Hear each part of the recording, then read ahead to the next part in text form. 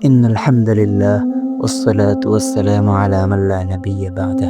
প্রিয় মুসলিম ভাই ও বোন, দেখতে দেখতে আমাদের মাঝে চলে এসেছে পবিত্র জিলহজ মাস।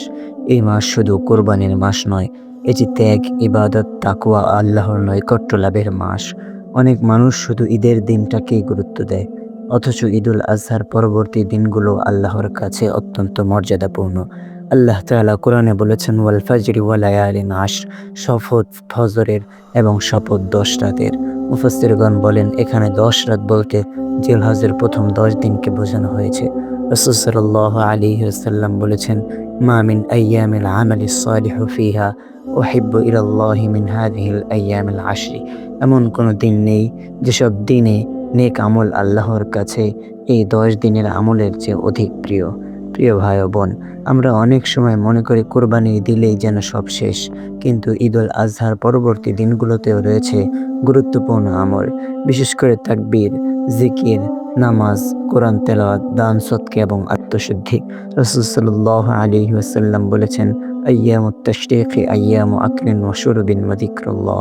তাশরীকের দিনগুলো হলো খাওয়া, পান করা এবং আল্লাহর জিকির করার দিন।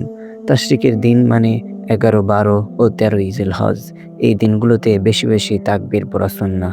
তাকবীর হলো আল্লাহু আকবার, আল্লাহু আকবার, লা ইলাহা ইল্লাল্লাহু, আল্লাহু আকবার ওয়ালিল্লাহিল হামদ। প্রিয় মুসলিম ভাই, আপনি কি জানেন এই সময়ের একটি ছোট নেক আমলের প্রতিদানও অনেক বড় হতে পারে? একটি তাসবিহ, একটি দান, একটি চোখের পানি আল্লাহর কাছে অনেক মূল্যবান। আল্লাহ বলেন, ফামান ইয়ামাল মিসকালা যাররাতিন খাইরান ইয়ারাহ। যে অণু পরিমাণ ভালো কাজ করবে সে তা দেখতে পাবে।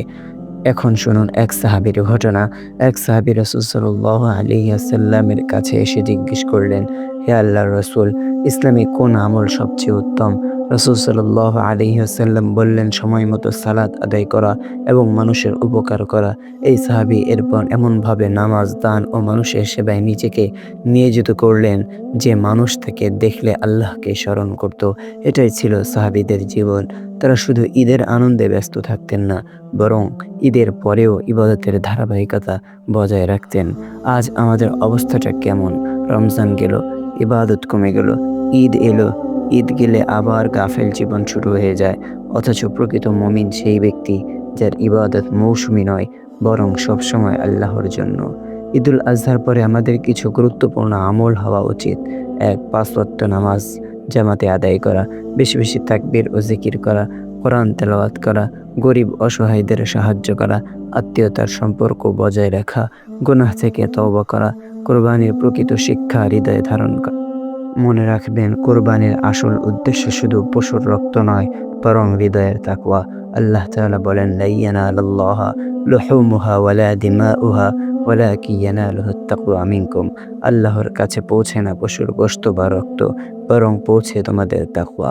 আসুন আমরা এই জিলহজ মাসকে শুধু আনন্দের মাস না বানিয়ে তওবা, ইবাদত ও আল্লাহর নৈকট্য লাভের মাস বানাই। আল্লাহ আমাদের সবাইকে সঠিকভাবে আমল করার তৌফিক দান করুন। আমিন।